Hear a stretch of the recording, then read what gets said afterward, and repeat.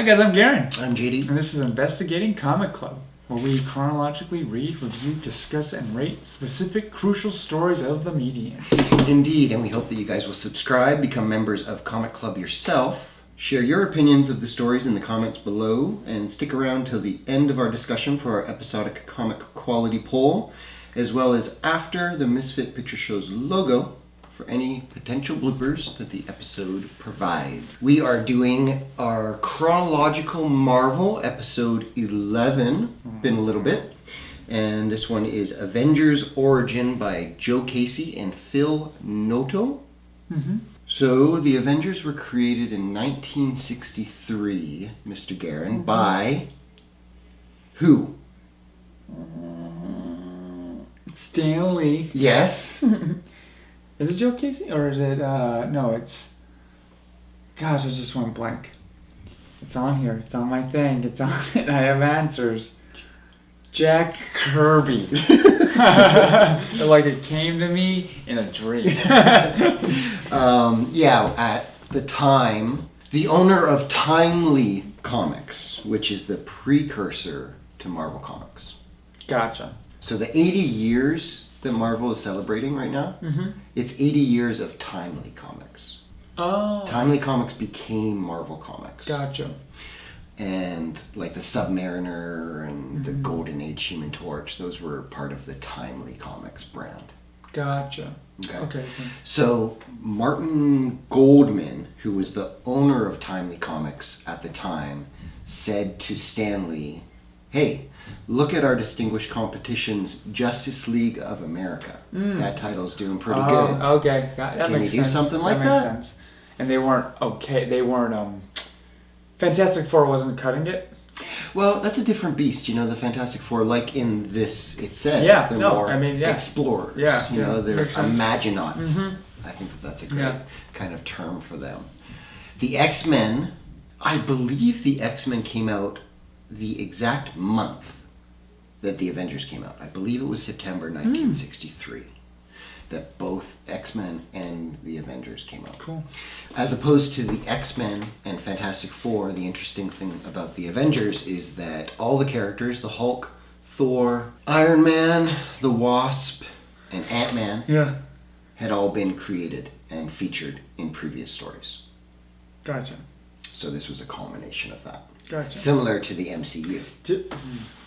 In our chronological Marvel, we haven't touched on Ant-Man or the Wasp. Correct. So that kind of, you saying that right now was great that you said that, because I should have done my research.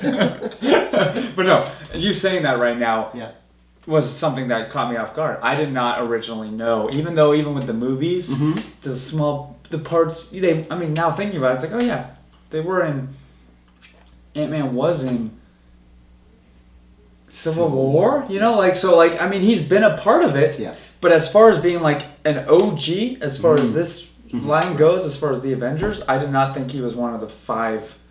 Well, or even the Wasp in this storyline, where I'm like, just even when he popped up in this, I was like, really? He's a big part. And then at the very end to have them there, I'm like, oh, Hulk, Thor, Iron Man, Ant-Man, and the Wasp. I was like, I didn't know he was one that of the big cool of a things thing. that the MCU did was that Scott Lang is the Ant-Man in his movie. And Michael Douglas and Michelle Pfeiffer are the original Ant-Man and the Wasp. Yeah. And that is Hank Pym and Janet Van Dyne. Yeah.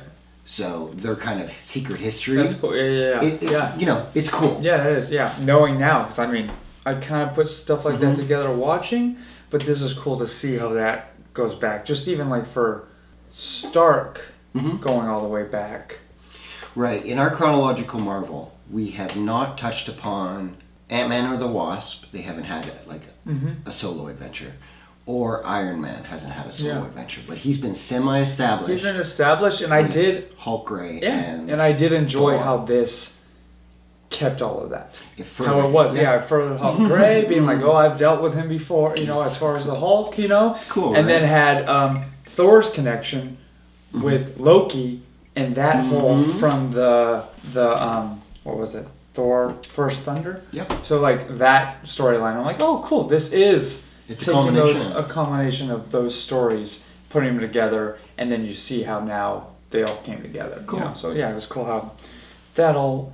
I'm glad that that's kind of the point of Chronological Marvel is that the readers, I want you to experience that. Yeah. I deliberately put this together in a certain way, and even though I feel like, whoops, I screwed up. Hulk should come after Thor. That little thing. Oh, but it's still, the effort is to Yeah. have you feel a little bit of what was going on in the 1960s when Stan Lee and Jack Kirby and Steve Ditko were creating this. Yeah. Recreate that kind of experience for you. And that's the fun of the MCU movies as well. That's part of the joy that they have been so successful with. They're working on a similar way. They have, Iron Man, Iron Man 2, Thor, Cap, Hulk, and then it was the Avengers. Yeah. So this is almost like that Avengers of our thing, which is, fitting. Yeah. Unless I missed it, do they still not know who Iron Man is?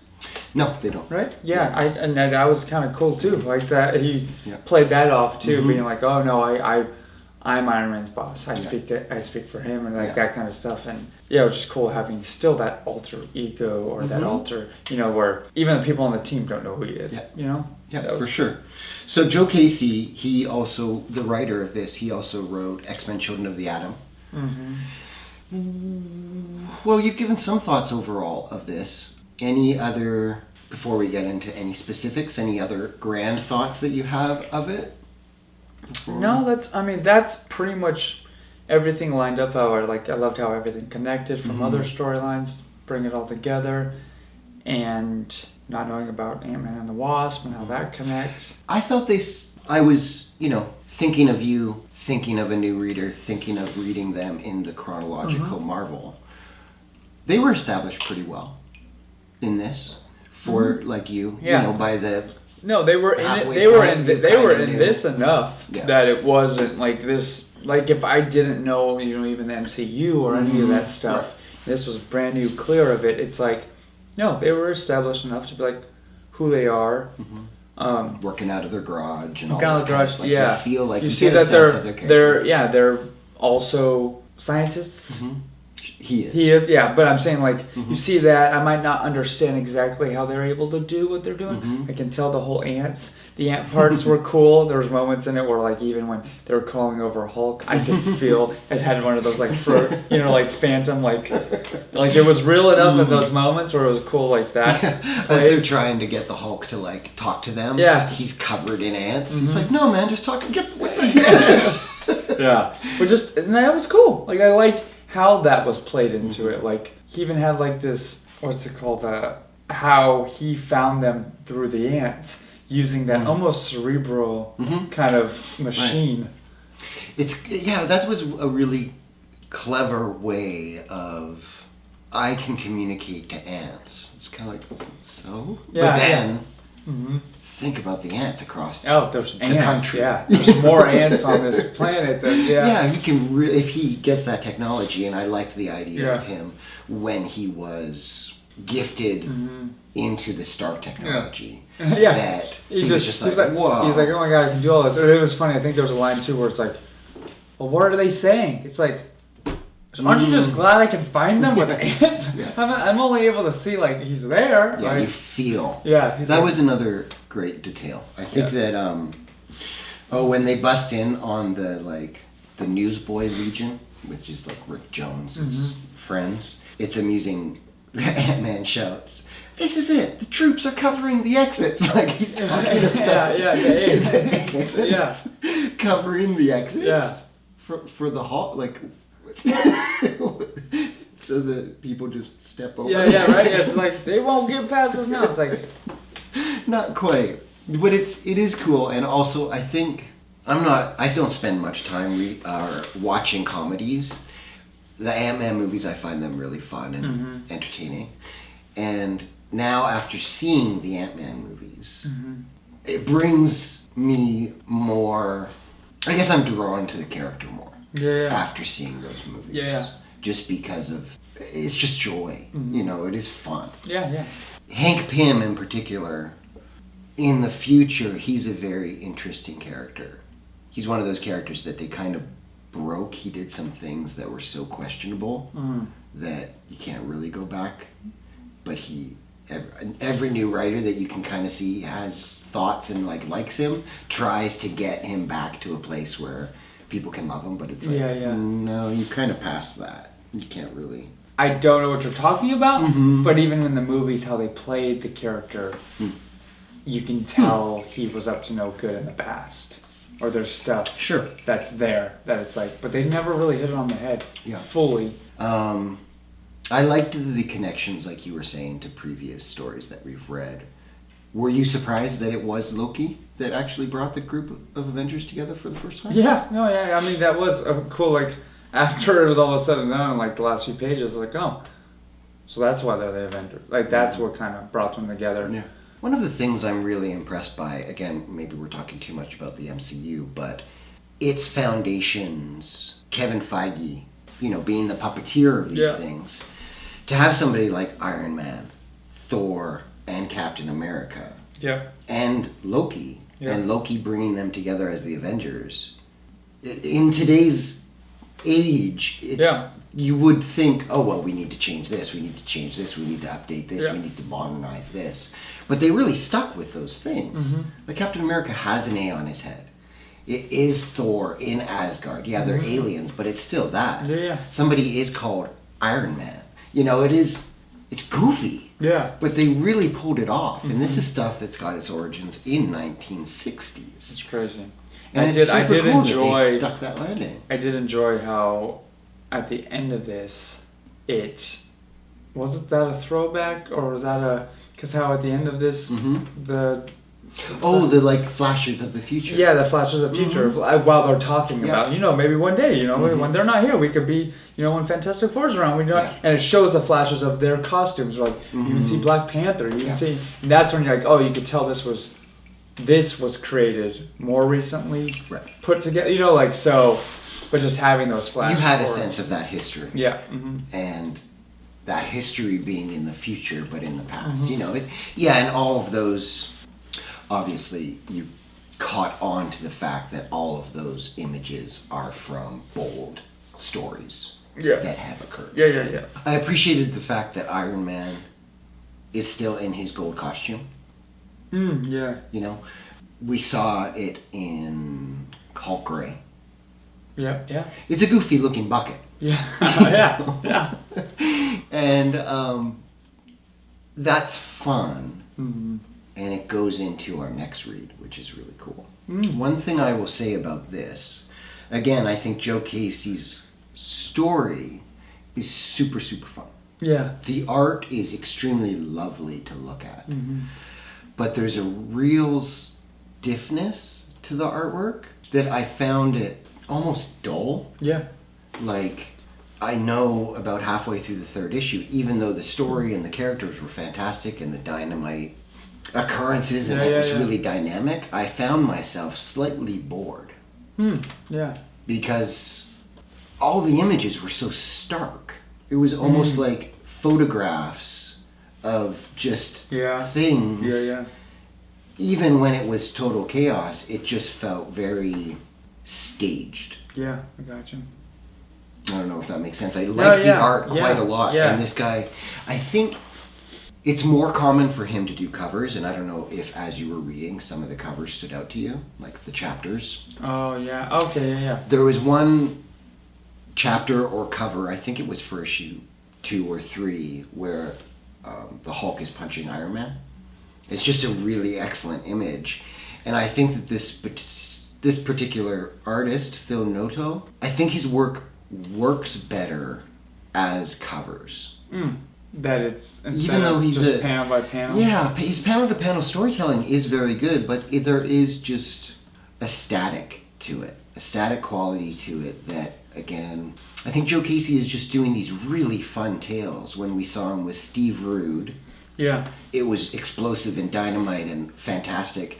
Again, the artists that finished that off. Again, here, I think the story is slightly let down by the artist, even though the artist is a really excellent artist.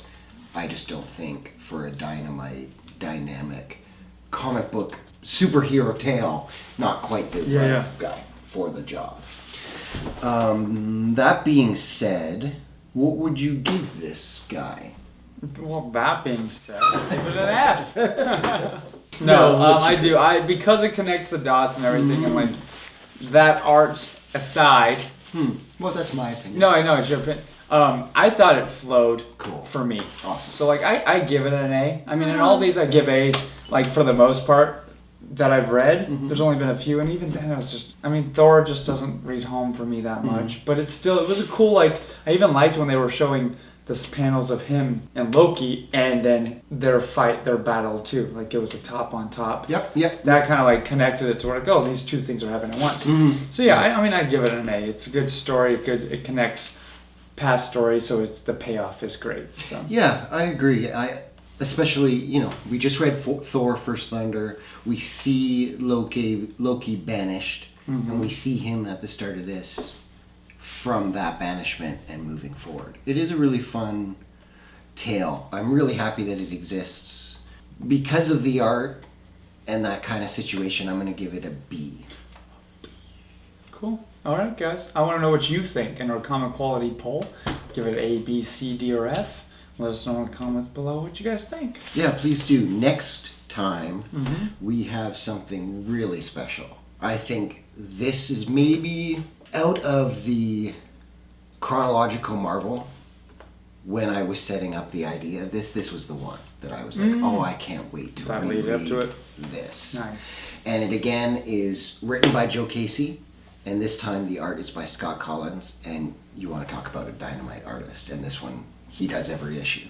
Okay. And it's a really full, great read. This is Avengers, Earth's Mightiest Heroes. Avengers. Oh, nice. Yeah, his art is super, super fun. Let me show you just an advanced little picture. Actually, that's a spoiler. Okay. Spoiler. I'm very, very excited. No, I'm looking forward to that. I'm looking forward to that. That's awesome. So yeah, that one's kind of like an Avengers Year 1. It goes through quite a lot of the first year of the tales. It's really, really fun. So I hope that you guys will read it, enjoy it, come back next time, tell us what you think, and we'll tell you what we think. To be continued.